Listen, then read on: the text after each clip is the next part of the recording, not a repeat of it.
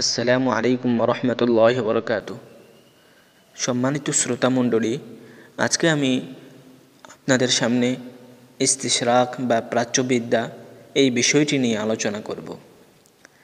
ইস্তিশরাকের বিষয়ে শুরুতেই বলে রাখি, ইস্তিশরাক বা বাংলায় আমরা বলতে পারি প্রাচ্যবাদ। প্রাচ্যবাদ একটি ফিকরি ও বুদ্ধিবৃত্তিক আন্দোলনের নাম। ইসলাম ও মুসলিম উম্মার বিরুদ্ধে পশ্চিমাদের সবচেয়ে ভয়াবহ ও সর্বগ্রাসী যুদ্ধ হল এই প্রাচ্যবাদ, যা সশস্ত্র যুদ্ধের চেয়েও কয়েক গুণে বেশি ভয়াবহ প্রমাণিত হয়েছে। পশ্চিমা সাম্রাজ্যবাদ তাদের তীক্ষ্ণ মেধা ও বুদ্ধি দ্বারা ভালোভাবে অনুধাবন করতে সক্ষম হয়েছে যে শুধু সামরিক আধিপত্য, কর্তৃত্ব, রাজনৈতিক সংগঠন ও স্থিতিশীলতা এবং সর্বাধুনিক সমরাস্ত্র, যুদ্ধ পদ্ধতি ও রণকৌশলেই যথেষ্ট নয়, বরং মুসলিম দেশগুলোকে সম্পূর্ণরূপে গোলাম ও দাসত্বের নিগড়ে আবদ্ধ করার জন্য জরুরি হল সেখানকার শিক্ষিত ও অভিজাত শ্রেণীকে মনস্তাত্ত্বিকভাবে প্রভাবিত করা। এর জন্য পশ্চিমা সাম্রাজ্যবাদ তাদের মেধাবী ও বুদ্ধিজীবীদের দিয়ে একটি টিম তৈরি করে এবং ইস্তিশরাক বা প্রাচ্যতত্ত্ব নিয়ে গবেষণা নামে একটি নতুন ফিকরি ও বুদ্ধিবৃত্তিক আন্দোলনের সূচনা করে, যার মূল উদ্দেশ্য হল ইসলাম নিয়ে গবেষণা করে ইসলাম সম্পর্কে মিথ্যাচার ও বিভ্রান্তি ছড়ানো এবং ইসলামের মধ্যে ত্রুটি বের করা। এ হল প্রাচ্যবাদ নিয়ে একটি সংক্ষিপ্ত আলোচনা। তবে প্রাচ্যবাদ এবং প্রাচ্যবিদদের পরিচয় কী, এই বিষয়টা নিয়ে একটু আলোচনা করার প্রয়াস করব। আরব পণ্ডিতগণ ইস্তিশরাকের সংজ্ঞা এভাবে দিয়েছেন যে দিরাসাতুল গারবিয়িন লিশরকিল ইসলামিয়্যি হাদারাতুহু আদিয়ানুহু আদাবুহু ওয়া লুগাতুহু ওয়া তারিখুহু ওয়া সাকাফাতুহু ওয়া আদাতুহু, যার মূল অর্থ হচ্ছে পশ্চিমা কর্তৃক প্রাচ্য ইসলামী জাহানের সংস্কৃতি, ধর্মমত, সাহিত্য, ভাষা, ইতিহাস, সভ্যতা ও রীতিনীতি অধ্যয়ন করা। এটাকেই বলে প্রাচ্যবিদ্যা। যারা এভাবে প্রাচ্য নিয়ে গবেষণা করে তাদেরকে আল মুস্তাশরিক বা ওরিয়েন্টালিস্ট বা প্রাচ্যবিদ বলা হয়। এই যে সংজ্ঞাটা শ্রোতাদের সামনে পেশ করলাম, এই সংজ্ঞার আলোকে যে জিনিসটি ফুটে ওঠে তা হল ইস্তিশরাক বা প্রাচ্যবিদ্যায় দুটি বিষয় থাকবেই।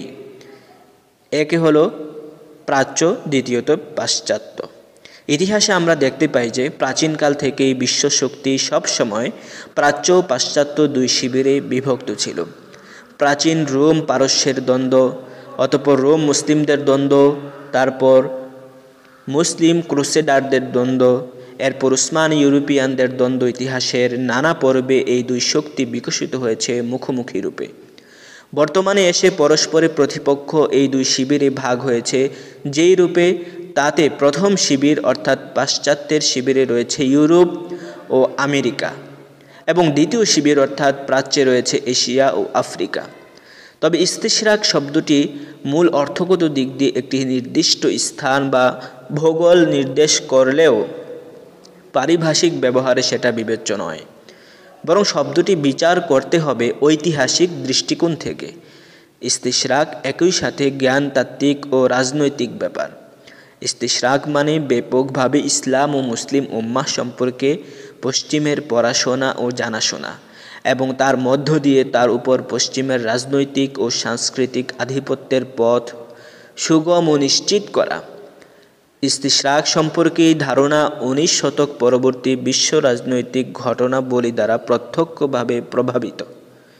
ইসলাম ও মুসলিম উম্মাহ নিয়ে প্রাচ্যবিদদের লেখা ও গবেষণাগুলো পড়লেই দেখা যায় যে নিছক জ্ঞান অর্জনের আগ্রহে বা অন্য কোনো সদিচ্ছা নিয়ে তারা ইসলাম নিয়ে কাজ করেননি। মূলত এই প্রাচ্যবিদরা শুরুতেই ইসলাম ও মুসলিম উম্মাহ সম্পর্কে নেতিবাচক মনোভাব নিয়েই কাজ শুরু করেন এবং সচেতন ও পরিকল্পিতভাবে বিভিন্ন দিক থেকে তার বিরুদ্ধে অর্থাৎ ইসলামের বিরুদ্ধে কাজ করেন। বর্তমানে ইসলাম সম্পর্কে প্রচলিত ভুল ও বিকৃত ধারাগুলোর অধিকাংশের জন্ম এই ইস্তিশরাকের গর্ভে। বিভিন্ন মুসলিম দেশে জাগ্রত নানা ইসলামী প্রতিষ্ঠান ও আন্দোলনের মধ্য দিয়ে যখন উলামায়ে কেরাম, ইসলামী চিন্তাবিদ ও গবেষকগণ ইস্তিশরাকের বিরুদ্ধে জেগে উঠলেন এবং মুসলিম সমাজকে তার অশুভ উদ্দেশ্য সম্পর্কে সচেতন করতে শুরু করলেন, তখন মুসলিম সমাজে ইস্তিশরাক সম্পর্কে নেতিবাচক ধারণার সৃষ্টি হয় এবং ইস্তিশরাক তার গ্রহণযোগ্যতা হারায়। ইস্তিশরাক, প্রাচ্যবিদ্যা এবং মুস্তাশরিকিন বা প্রাচ্যবিদ এই শব্দগুলো পরিণত হয় ঘৃণ্যতম শব্দে।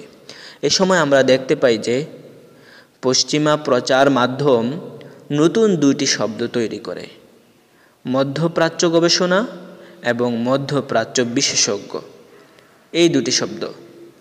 কিন্তু বলার বিষয় হচ্ছে ইস্তিশরাকের বিষয় ও লক্ষ্য কিন্তু অভিন্নই রয়ে গেল, বদলে গেল শুধু তার নাম।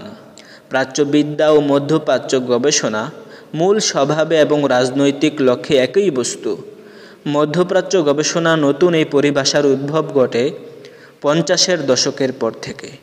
শব্দটির জন্মদাতা যুক্তরাষ্ট্রের মিডিয়া ও বিভিন্ন সংগঠন। প্রিয় শ্রোতা, আমি চেষ্টা করেছি আজকে ইস্তিশরাক বা প্রাচ্যবিদ্যা, মুস্তাশরিকিন এবং প্রাচ্যবিদদের যে সূচনা এবং তাদের পরিচয় কিছুটা বিস্তারিত আপনাদের সামনে আলোচনা করার জন্য। আশা করি বুঝতে পেরেছেন এবং ইনশাআল্লাহ সামনে ইস্তিশরাকের ইতিহাস, লক্ষ্য, উদ্দেশ্য এগুলো নিয়ে আরও বিস্তারিত আলোচনা করব ইনশাআল্লাহ। সেই পর্যন্ত ভালো থাকুন, সুস্থ থাকুন। ওয়া আখিরু দাওয়ানা আনিল হামদুলিল্লাহি রাব্বিল আলামিন।